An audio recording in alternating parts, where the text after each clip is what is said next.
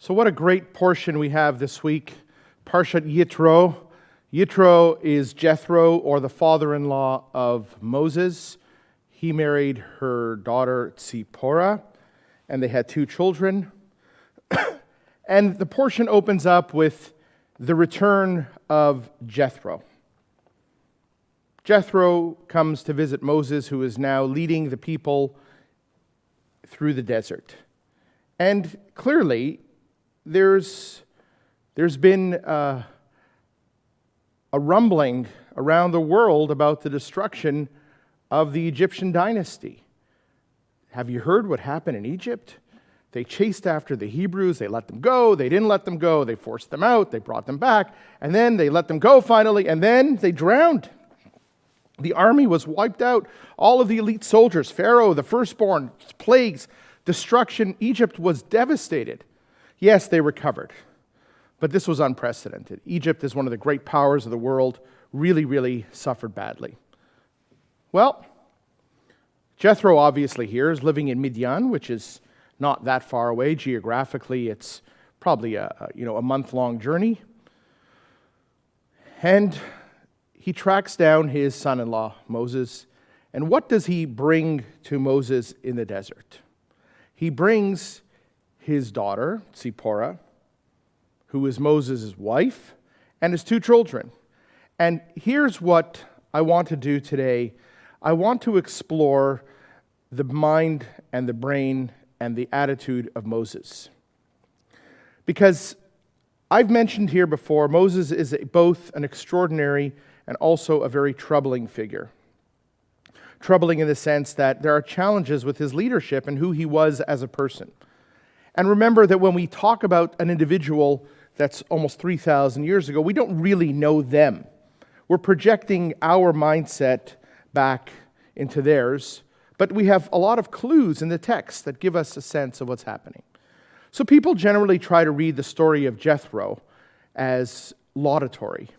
The portion is named after Jethro, who was a priest, the high priest of Midian, and he has a portion named for him. Well, that only works if you're so super Jewish that you think anybody who is not really worth noting, and this is an extraordinary moment. No. Anybody who really understands what being Jewish is understands that it incorporates all the best of everything within certain parameters of our belief and value system, but nothing is excluded. As a matter of fact, we've borrowed, begged, and included, and remade, and reverse engineered, and done everything that we've done from the wisdom around us. We're not innovators in origin, we're innovators in application. For many things. Today we're going to discover an innovation in origin, and it happens to come from Jethro, from Yitro, a non-Jew, a non-Hebrew, a non-Exodus, someone from the outside who was actually the priest of a religion elsewhere. So Jethro shows up, and the text, in my opinion, is somewhat damning. Jethro hears everything that's happening. This is chapter 18 in this week's portion. And that God has taken Israel out of Egypt. Jethro takes his daughter, his 2 children, Gershom and Eliezer, and he comes to see his son-in-law Moses in the desert. Moses hears he's coming. He goes out to greet him. That's the proper protocol. And he's reunited with his family. But listen to the intro. If this is an actual transcript of what happened at that moment of meeting, look how awkward it is. And Moses goes out to meet his father-in-law. And Jethro says unto Moses, I am your father-in-law, Jethro, and I'm coming to you, and your wife and your 2 sons are with me. He's introducing himself like, hello, my name is your father-in-law. And by the way, these 2 people behind me are your children, and this woman is your wife. What an awkward introduction. It's like Harper shaking his kid's hand when he goes to school. It kind of feels like, give the kid a hug. Say hello. Say, I missed you. Say, I'm happy you're here, but I am your father-in-law. Hello. I am your child. I am your wife. Something very awkward is happening here. And it's awkward because that is the last we hear of them for a very long time. The rest of the portion is Moses talking to his father-in-law.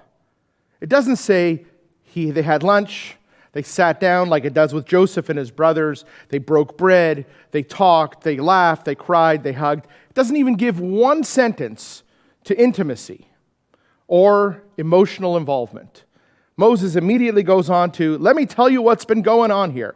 And what does he tell him what's going on? Well, all the travail and all Egypt, and Jethro vayichad Yisro, and Jethro is either deeply excited or he gets goosebumps or he can't believe what's happening. But it sounds like now it's switched into the political conversation. Hi, Tzipporah, nice to see you. Hi, kids, great. Why don't you run along? I'm going to have a chat with this nice young man, my father-in-law. We're going to talk about the politics. And that's where the portion goes. Not a single word about the family. Oh, I forgot to tell you, there's a barbecue. A few verses later, they invite all the elders to come and have sacrifices, which is basically a barbecue. They eat the meat. The next day, Moses gets back to work. So there's this really awkward handshake moment to your family.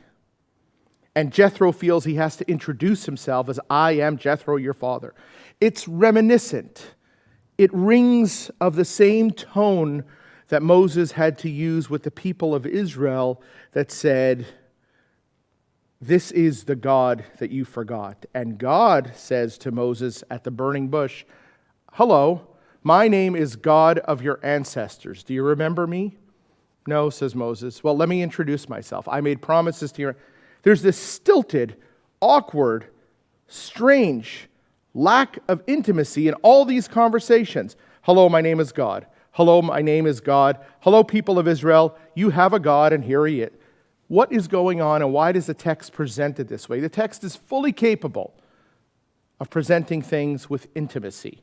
When Jacob and Esau meet, and we feel the deep emotion of Jacob deeply afraid. He's fearful. He splits his camp into two parts. He figures if half survive the other, he's preparing for war. He prays. He goes back over the river. He wrestles. He comes back the next day, and Esau finally arrives. And what kind of intimacy is there? He runs over to him, vayishaklo, and he kissed him, and he cried on his shoulders. Nothing here. This is blank. And you would think that maybe Moses would have said, Tzipporah, and Moses welcomed Tzipporah and his children back home, and then he started talking to his father-in-law. So I'm very concerned. What went on here? Why is there such a muteness when it comes to the feelings in this story, both for Jethro as a stiff formal introduction and for his family? And then they're ignored entirely. To get some insight into this, you have to go back a few weeks of Torah reading. This is in the book of Exodus, chapter 4.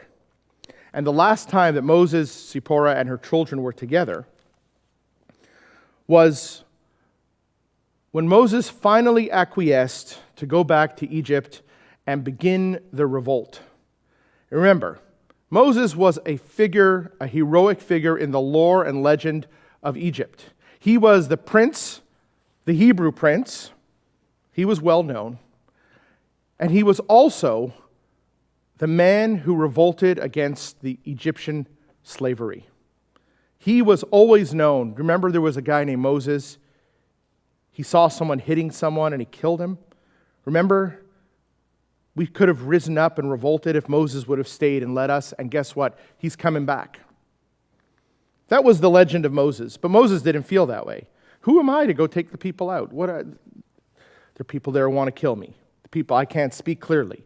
I don't believe that I'm capable. God says, don't worry, Aaron will help you. I'll give you these signs and wonders. You'll go bamboozle Pharaoh, he'll let you go. Trust me, I got your back on this one. The people will listen to you. And anyone who wants to kill you is already dead. Don't worry, you got nothing to worry about.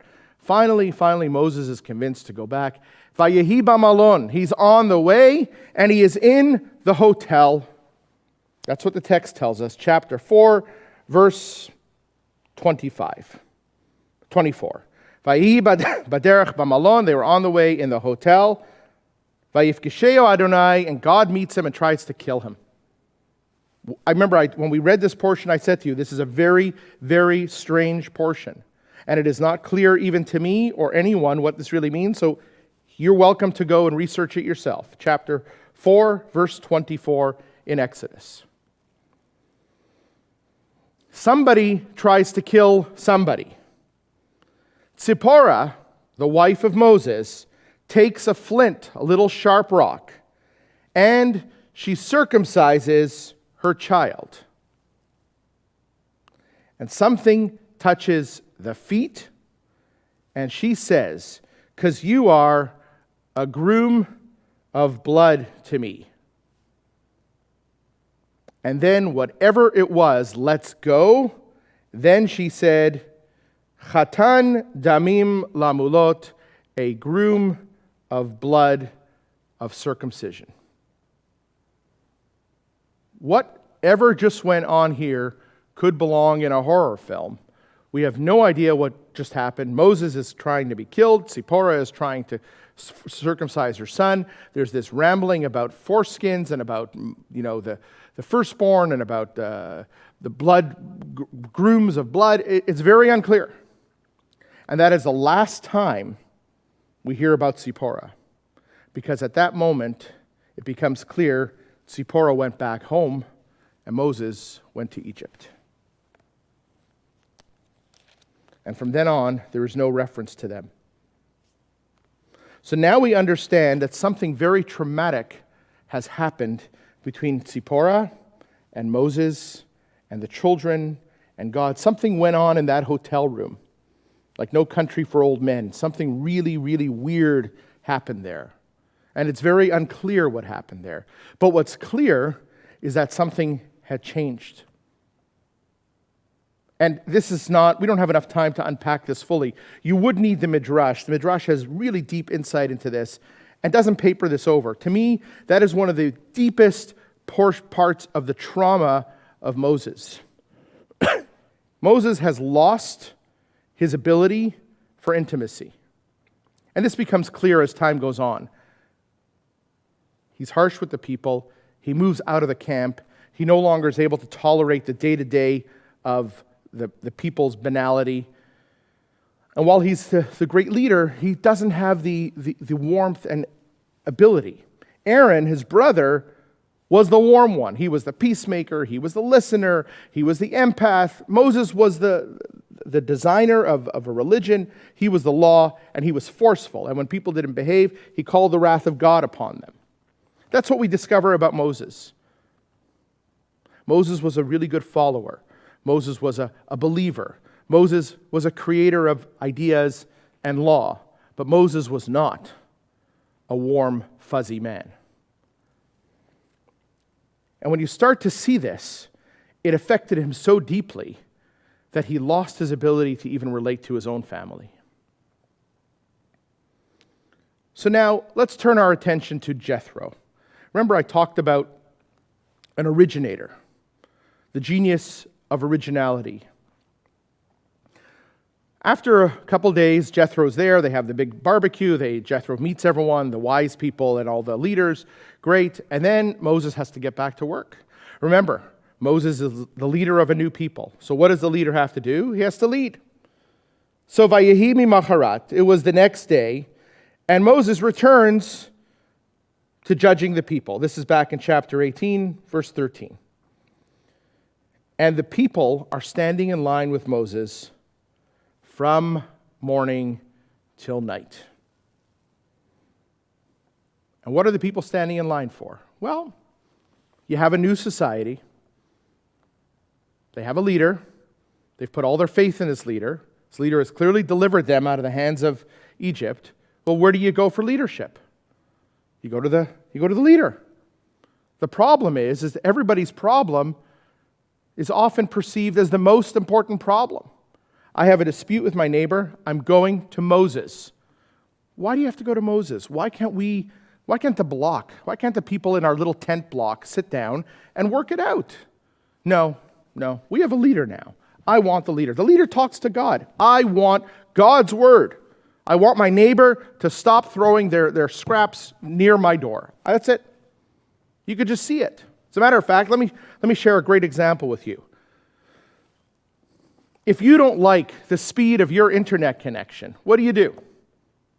So let's say it's Rogers. I personally don't have a problem with the speed I get from Rogers. Many people do. And I don't blame people. Everyone's always looking for something. They have expectations. They're often unfulfilled. Sometimes it's infrastructure, old wires, old relay stations, whatever. Let's say you have a problem with your internet, or let's say you are actually an old Jewish guy, a really old Jewish guy. You're 90 years old, and your name is Aaron Epstein. And you live in California, let's say. And you have a problem with your internet, but this time is with AT&T. So what do you do when you're a 90-year-old guy named Aaron Epstein from California with a problem with your internet? You probably call. But Aaron Epstein was so upset that his internet was slow that he decided he's writing to John Stankey, who is the president or CEO of AT&T. But he doesn't write to him in a letter. He takes out a quarter-page ad in the Wall Street Journal. And he lambasts him. He says, "Dear Mr. Stankey, according to your website, I'm supposed to get X speed.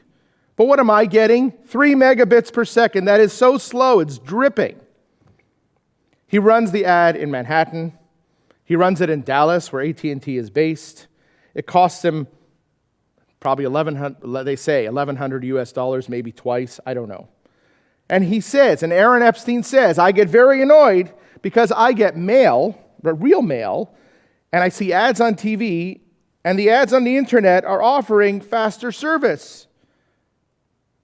And my service is really slow." And he's right, because they offer through DSL, if you know what that is. But that's being discontinued. They're going to replace it with fiber optics. So here's the question for you, Mr. Epstein. This is a true story. Mr. Epstein, if you don't like AT&T speed, you spend the money to go after Mr. Stankey to tell him how you feel. I don't know if they're going to fix it for you. Why don't you just switch companies? Why don't you go with somebody else? There's so many companies in the U.S. I mean, there's so much available to you. So Epstein says, first of all, I've been a customer here since 1960. And I've relied on AT&T for my phone service. And besides, it's COVID. I don't want technicians in my house right now. I want AT&T to make good on their promise. And that, my friends, is what Moses has to face. Moses has a lot of Aaron Epsteins who want him to deliver on his promise. Moses, remember when you promised we're going to a land of milk and honey? Do you see milk? Do you see honey? What do you see? Sand, wind, sand. Moses, I've been a customer of the Jewish people for 400 years. My ancestors are your ancestors, and we got a promise. And where's the promise delivery? People want to speak to the CEO. They want to speak to the boss. They want to speak to the leader. So they waited in line for Moses all day and all night. A lot of Aaron Epsteins. And Moses, smart man, had never dealt with anything like this before. The mundane, the banal, the complex, the heart-wrenching, everything had to come to Moses. So Jethro, his non-Israelite father-in-law, who's a wise man, runs his own religion somewhere else, watches Moses, and he says to him, "I got to work." And Jethro says, "Why are you sitting alone and all the people are waiting for you morning to night. And Moses says to his father-in-law, because they come to me because they're looking for God, and I am the conduit to God. I am the person who makes it happen. If there's something, they come to me, and I judge between each person and their friend, and I let them know the rules of God. I explain to them what the rules are and God's teachings, because I'm the holder of the teachings. I can't let someone else do this. I'm the only one who knows. Jethro says to his son-in-law, Lo tov hadavar asher ata oseh. It is not good what you are doing. Navol tibol, you will wear away. You will be worn out. You'll be worn out. The people will be worn out. It's too much. It's too heavy a burden for you. You can't do it alone. Now listen to me, says Jethro. Let me give you some advice, and God will be with you. You be for the people before God. Keep your position. You be in front of God. You be the person who will always be the holder of knowledge. You will always be the innovator. You'll always be the one who relays God's will, because that is your special relationship. That's what's unique about you. And anything interesting or new or deep or difficult, you'll deal with. And you can tell them what the rules are and what the laws are, and you should teach them everything, and teach them your philosophical view, your life view. How do you want the people to live? What is important to you? What is important to God? What lessons, values? Teach everybody. And then what you do, choose leaders. Choose leaders, and now build a system of courts and justice and advice. Don't just choose anybody. He says, able people, God-fearing, men of truth that hate unjust gain, and place over them to be rulers of thousands, rulers of hundreds, rulers of 50s, and rulers of 10s. Let them judge the people at all seasons, and it shall be that every great matter they shall bring unto you, but every small matter they should judge themselves, so they'll make it easier for you and bear the burden with you. Then you'll be able to endure all this, and the people, Yavo amikomam b'shalom, they will go in peace. If they have to line up, you'll get tired, they'll get tired, it's a disaster. Build a system of courts, of law courts, of advice. Build a system in which there's the top, there's superior court, there's appellate courts, there's lower courts, there's arbitration courts, there's mediation. Make it possible for people to have resolution quickly, easily, and something that needs to get escalated. When Aaron Epstein comes and works his way from the bottom all the way up to the top, if it arrives at your plate that Aaron Epstein, who's 90 years old, wants his internet faster, then Moses, if it becomes an issue for you, you'll deal with it. But otherwise, don't worry about it, because everybody knows the law is, if you make a promise, you have to deliver it. If AT&T promised 900 megabytes, you have to deliver 900 megabytes. You can't deliver 3. So teach the people about the values and then set them free. Let them do the judging. Wow. And that has become the innovation that's still in place. This is exactly how our society works. There's so many different ways to resolve things. Because this is natural. This makes sense. No one person or one body has enough energy or time to deal with the disputes that will happen when you build a society. Well, back to the intimacy question. Jethro finishes his piece, and Moses let his father-in-law depart, and he went his way into his own land. Goodbye. Thank you. It's great. Out. Done. Any warmth, intimacy? I don't know. Doesn't feel like it. But, hey, maybe we're misreading this. But Moses is clearly overwhelmed by his job, and he really has no time for his family. And the truth be told, it seems like from the text that he and Zipporah never lived together. He lived alone outside of the camp. And it's a very hard thing to listen to when you talk about Moses, the great leader, but yet he lacked that warmth and that ability to connect with people. Now, there is something I want to talk about called BCE. BCE is often thought of before the Common Era, but I think of it now as before the COVID era. And before the COVID era, from a blog by Sally Abrams, she calls it when we lived life in person. We're not living life in person now. We have memories of what we used to do. We have hopes of what we want to do. We have the belief that someday soon this will get all better, and we will live life in person again. We'll be able to hug. We'll be able to say hello in person. We'll shake hands. We'll have intimacy. We'll have warmth, but we have none right now. And it's a very, very, very challenging time because this is the moment that we're waiting for Exodus. We're waiting for the Exodus to happen. And we know it's supposed to happen.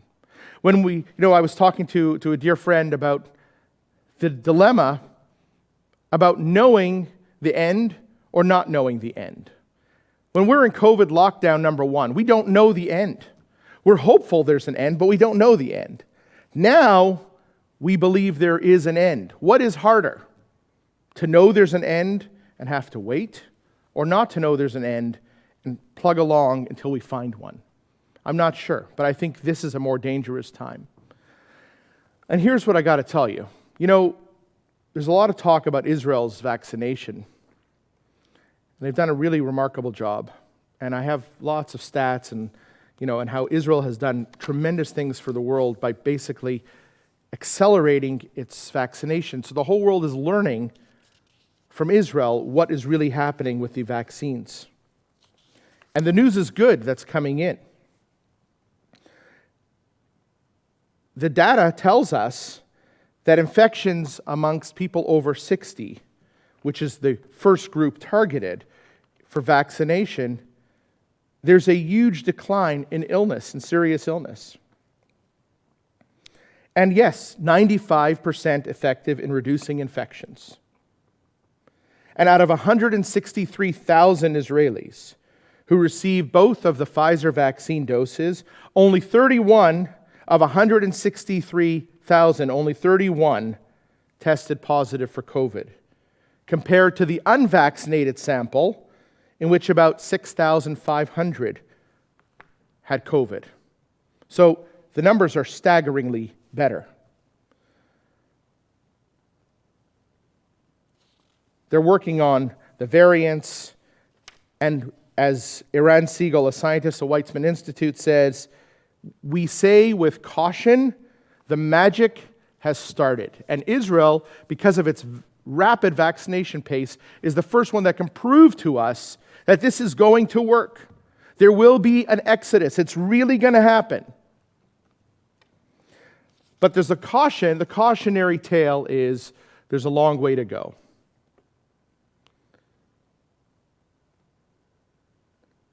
But just like we saw in Israel about how to vaccinate a population quickly, and that's because of their structure, everybody belongs automatically to one of 4 HMOs, one of health medical operations that you have to belong to. They were able to very quickly get everyone in and vaccinate them. But that should tell you how hard it's going to be for the rest of the world, in which medicine and societal medical systems are not as well structured. So Israel is the canary in the coal mine, and if other countries can match that vaccine rate and regime, yes, they will start seeing tremendous benefits.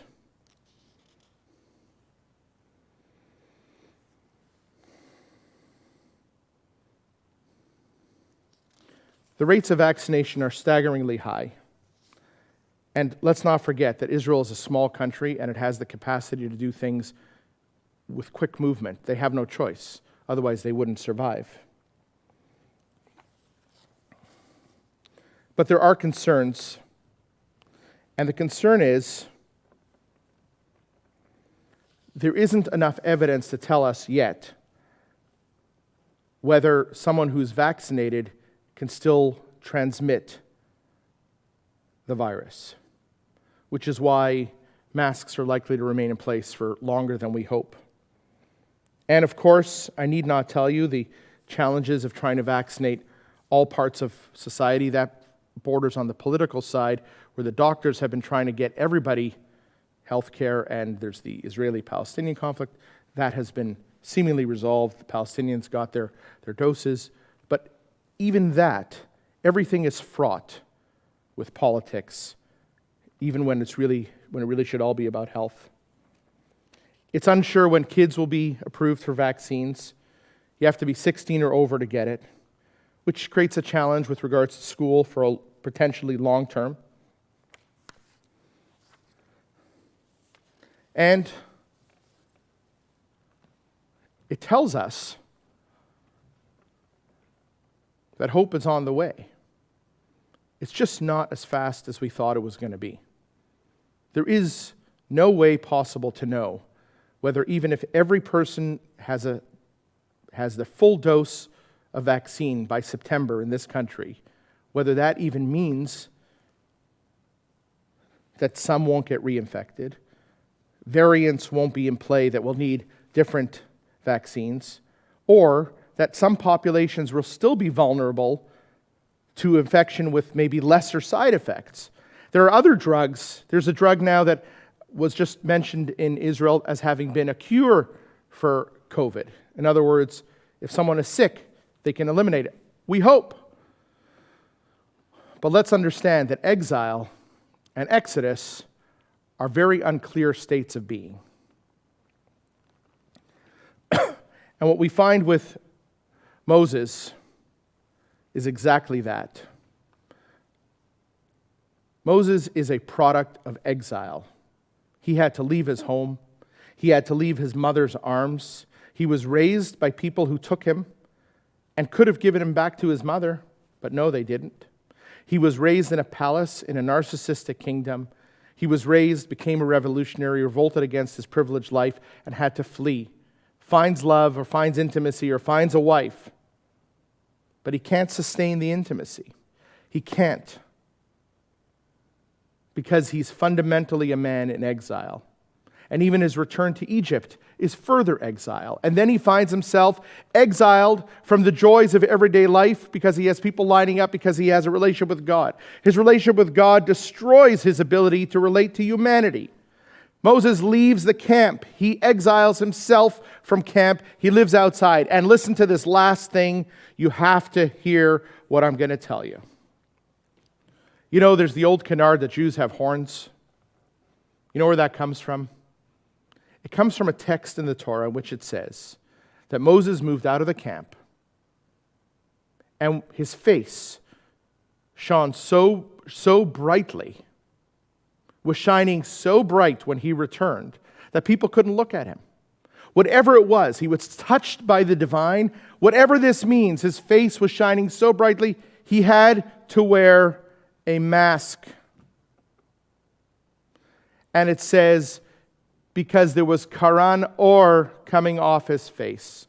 There were horns of light coming off his face. Moses spoke to the people of Israel while wearing a mask for 38 years after the revelation at Sinai and after he moved out of this main camp into a side camp. Did you know?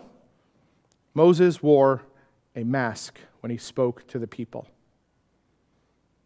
So the horns of light were interpreted as Moses having horns, and there's some paintings and imagery with Moses and horns of light. You can look that up. And that is the story of Moses in exile.